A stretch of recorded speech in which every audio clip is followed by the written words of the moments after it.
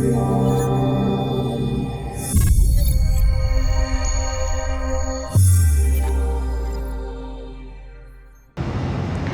everyone, thanks for checking out the Sterling Scoop.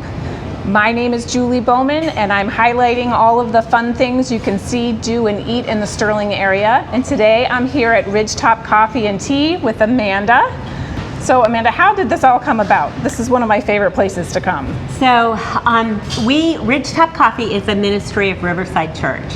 And what happened was when they started 25 years ago, when Riverside was founded, they were given a piece of property on Cascades Parkway to build their church. And so a couple of years went by until we had enough money to even think about building the church. And then we started thinking about what that would look like. And we asked some architects to look at the property. And it turned out that it wasn't actually big enough to build a church on. So then we started this long process of changing the zoning and selling it. And then finally we sold it.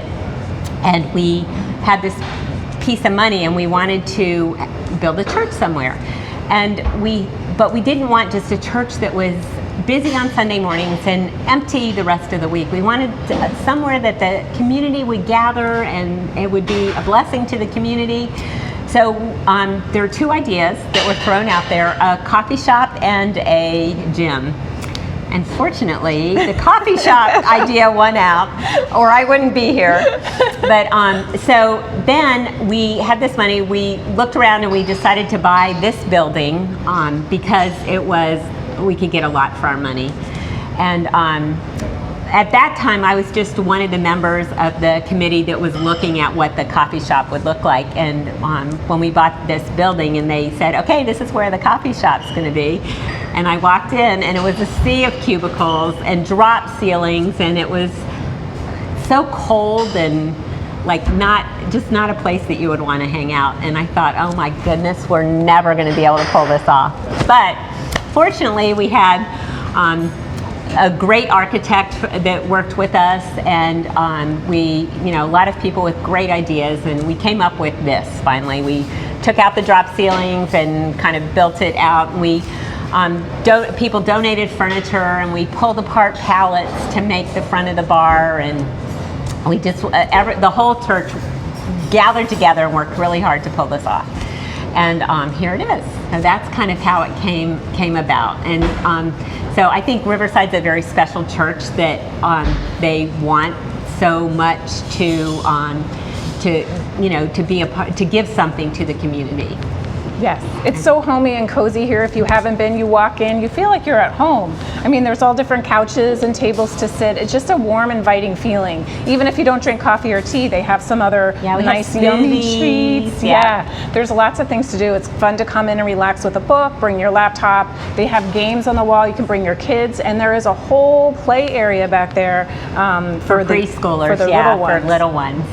So I know a lot of moms groups meet here and they let their kids play, and they're able to have some adult conversations, which is a rarity when you have the little ones, and people come for work meetings. And we have a meeting room that you can look on our website, and it says when it is available and when it's already rented. There's also a form online that you can submit and reserve it. It doesn't cost anything, and we reserve it on a first come first served basis. So it's just another thing that Riverside is giving to the community. Yes, so it's free. Did you hear that? You can reserve a meeting room for free and have a great cup of coffee while you're having your meeting. Yep. Is there anything you would like anyone that wants to visit that they should know before they come, or just? Not that this is something you need to know before you come. We also have a community board over there that you can advertise for shows or events, or even your business, your small business. You can advertise on that board, and we don't it's not only for us, it's for the community to use. And so a lot of people do put things, and I always see people looking at that board. Yes. Almost everybody that comes in is scouring that board. It's always got something interesting on it. It does. I was just looking, someone selling some Nationals tickets. I was like looking at those. I was going to pull it up my calendar, see if that would work for us. Yeah. So there's always something interesting on there. Yeah. It's really cool. Or babysitters, or just anything you can imagine. So when you come in, take a look at the board, and you never know what you'll find on there. Yeah, some good finds. It really is just a nice community space. space, and like I said, it's so warm and inviting. I love sitting and relaxing here. Even if I am working, I don't feel like I'm working. So another part that makes it a part of the community is we try to source everything from local small businesses. So our coffee we get from a small batch roaster in Vienna, Cafe Amore. Our tea we get from a small tea company in Purcellville, Dominion Tea. Our baked goods are, many of them are from single women bakeries that they have their specialty. Our sandwich cookies are to die for. They're from Nashi Cookies, and we have a lot of good baked goods. But so we try to, whenever we can, we source things locally in small businesses. So that is part of us being a part of the community. Yes, building everyone up in the local community. Exactly. I love that. I love that. Exactly. So I end all of these interviews with 2 questions. Okay. What is your favorite thing to see, do, or eat in Sterling? Well, right now my family and I are really loving eating at Cafe Sano.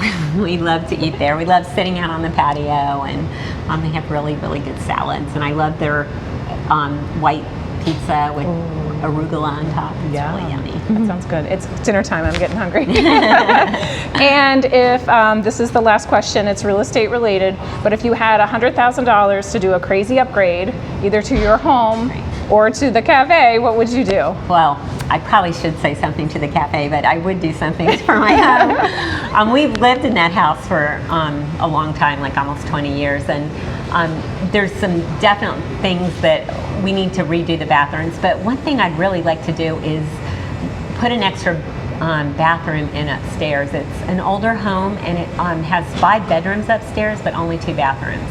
And I have 4 kids, and when we were all living there, it was, it always felt like we were short a bathroom. Yes. So I would like to somehow carve out, even take part of a bedroom away or something and put another bathroom up there. Very practical. And then I would put skylights in because we have a screened-in porch, which I love, and we sit out there almost every day in the summer, but it does make the back of the house dark, so I would put some skylights in my family room to counteract that. Yes, yes. I would love a screen-in porch myself. Well, that's it for the Sterling Scoop today. Thanks for watching. Be sure to like, share, subscribe, and comment so you don't miss any of our future videos. Thanks for watching, and we'll see you next time.